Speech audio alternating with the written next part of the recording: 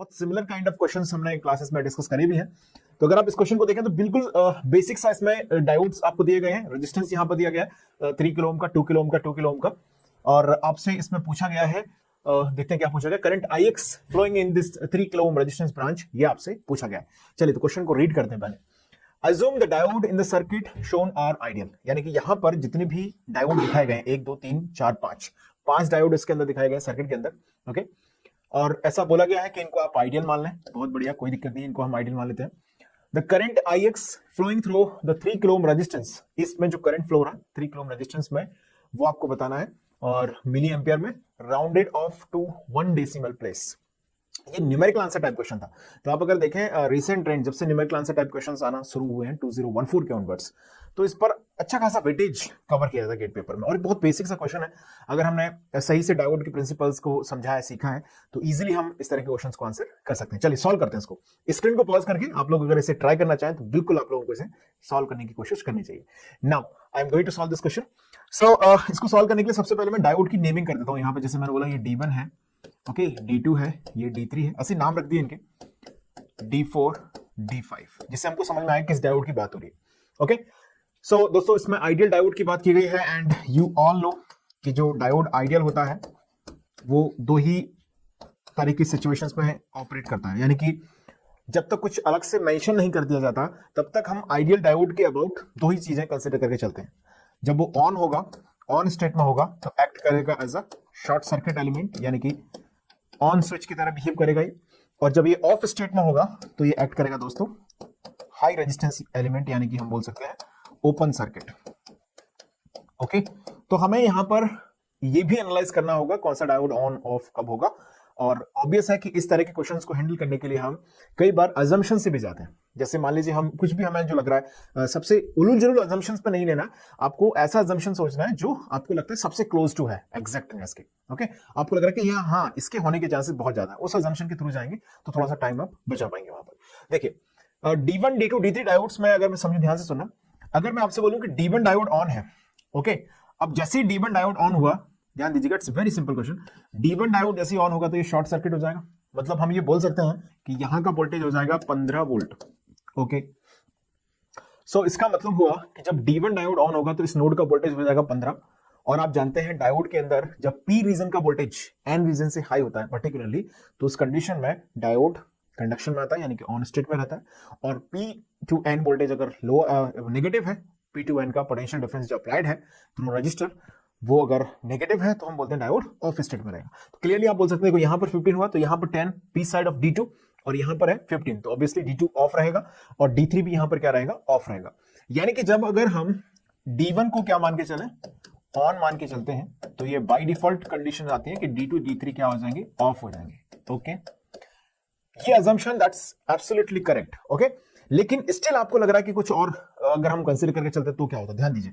मान लीजिए आप ये मान के चलते कि D2 ऑन है, ठीक है, सबसे पहले आपने चलो सोचा D2 ऑन है, तो बाकी दो की सिचुएशन देखते हैं क्या होगा। देखिए हमने बोला D2 ऑन है, मतलब ये शॉर्ट हो जाएगा यहां से, यहां पर 10 वोल्ट आ जाएगा, करेक्ट है। अब ध्यान दीजिएगा, यहां पर 10 वोल्ट है, यहां पर सप्लाई है 15 वोल्ट, क्या ये डायोड भी ऑन हो जाएगा? एग्जैक्टली ये भी ऑन हो जाएगा।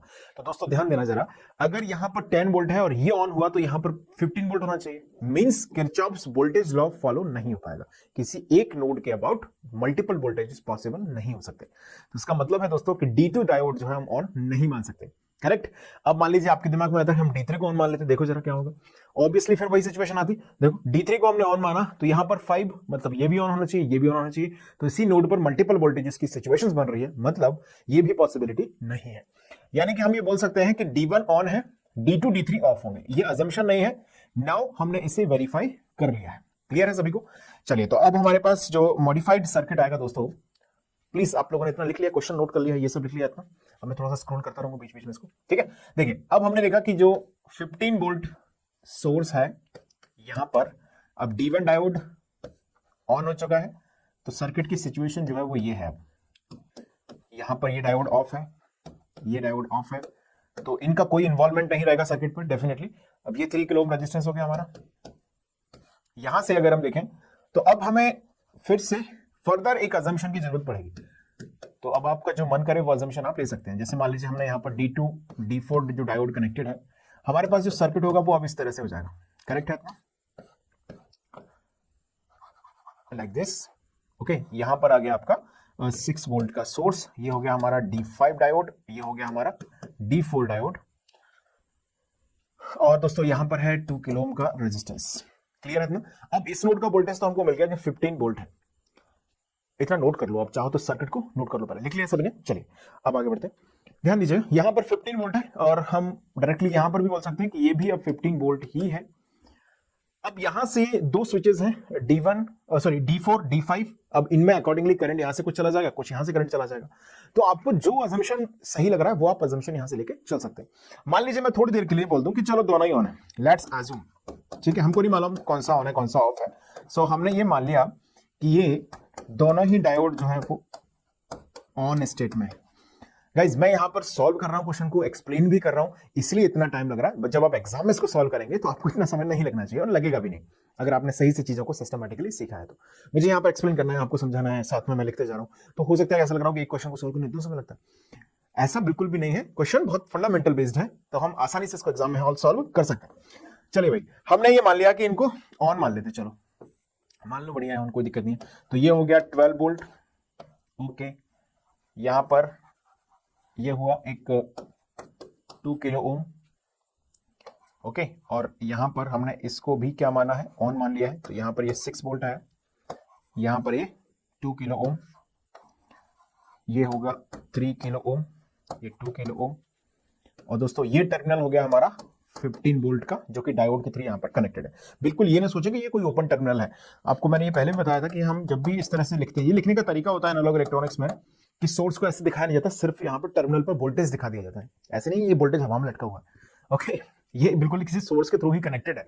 अब उस सोर्स को कई बार दिखाया नहीं जाता, तो इस तरह से इसको लिख देते हैं, कोई प्रॉब्लम इसमें नहीं है।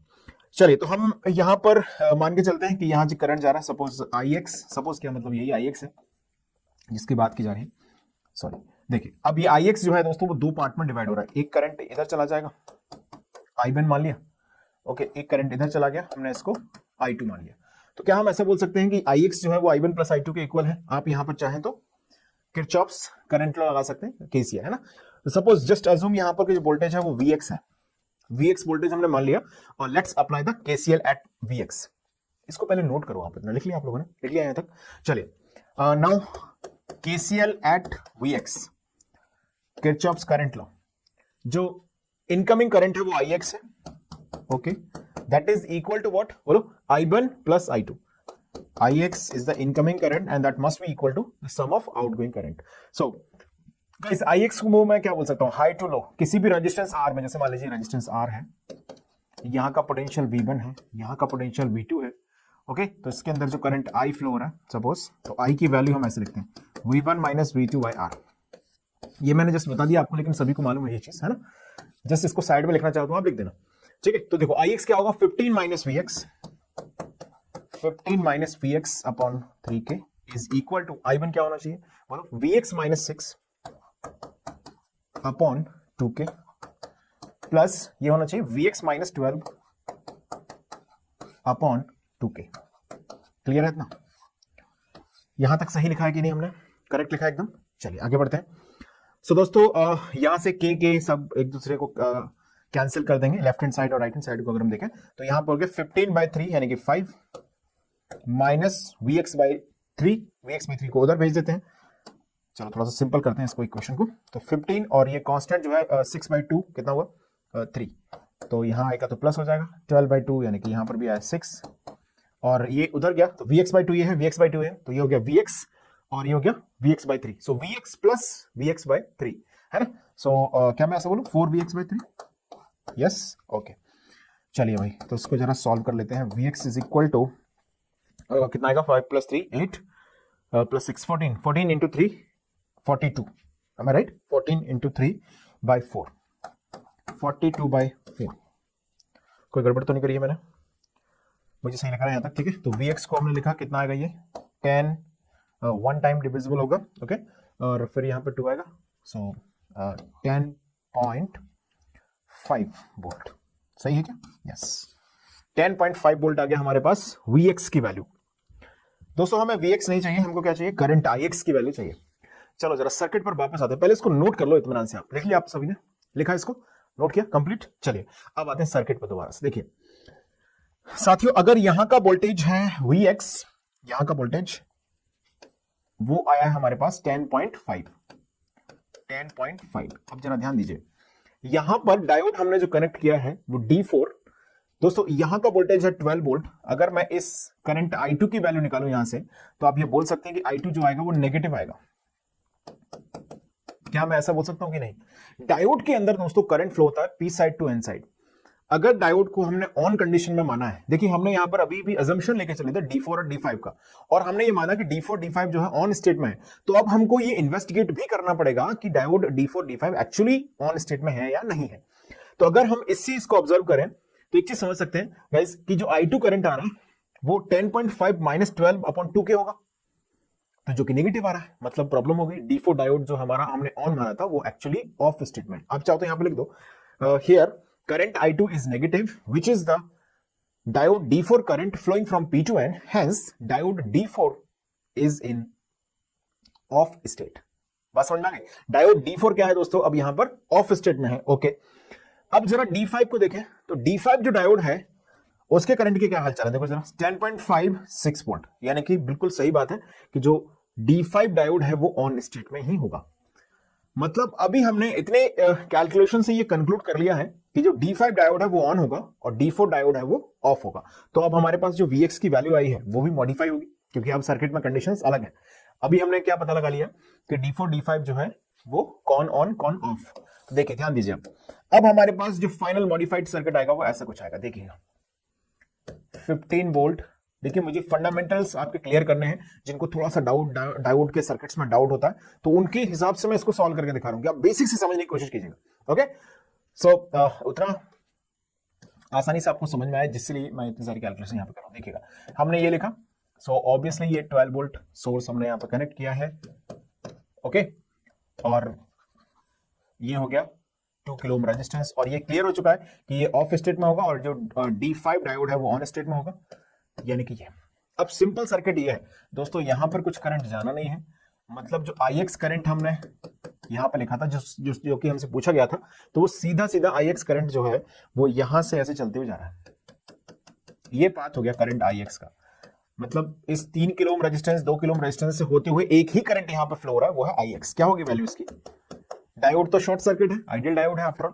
सो बोलो 15 माइनस 6, दो पोटेंशियल हो गए टर्मिनल, है ना। एक टर्मिनल कितना है 6 वोल्ट का, एक टर्मिनल कितना है 15 वोल्ट का। मैं पहले भी आपको बता चुका हूं ये कुछ ऐसी सिचुएशन है, यहां पर भी कुछ ऐसी ही सिचुएशन है। ओके, तो ग्राउंड से लेके ग्राउंड पर आप चाहें तो किरचॉफ्स वोल्टेज लॉ लगा दें या कॉमन सेंस लगाएं। 15 वोल्ट से 6 वोल्ट के बीच में दो रेजिस्टेंसेस हैं 2 + 3 के, तो 15 माइनस 6 डिवाइड बाय 2 + 3 किलो ओम है, तो Ix जो आएगा वो मिली एम्पियर में आएगा। 15 माइनस 6 कितना हो गया 9, 9/5। ओके, 9/5 यानी कि 1.9/5 1.8 मिली एम्पियर। सच्चाई है इस बात के अंदर। Ix की वैल्यू हमने डिटरमाइन कर ली है 1.8 milliampere. Please note it down, note कर लें इसको। It's a numerical answer type question, it's a moderate level question we can say. Okay, थोड़ा सा इसे मॉडरेट लेवल का क्वेश्चंस तो कंसीडर कर सकते हैं, क्योंकि डायोड की नॉलेज इसमें होना जरूरी है। अब D1 D2 D3 को किस तरह से ऑपरेट कर रहे हैं, 2 लेवल सर्किट है। एक लेवल पर आंसर हम ये फाइंड कर रहे हैं, D1 D2 D3 को एनालाइज कर रहे हैं, फिर सेकंड लेवल पर हम D4 D5 को एनालाइज कर रहे हैं। तो आफ्टर ऑल इसे मॉडरेट लेवल क्वेश्चन में कंसीडर किया जा सकता है।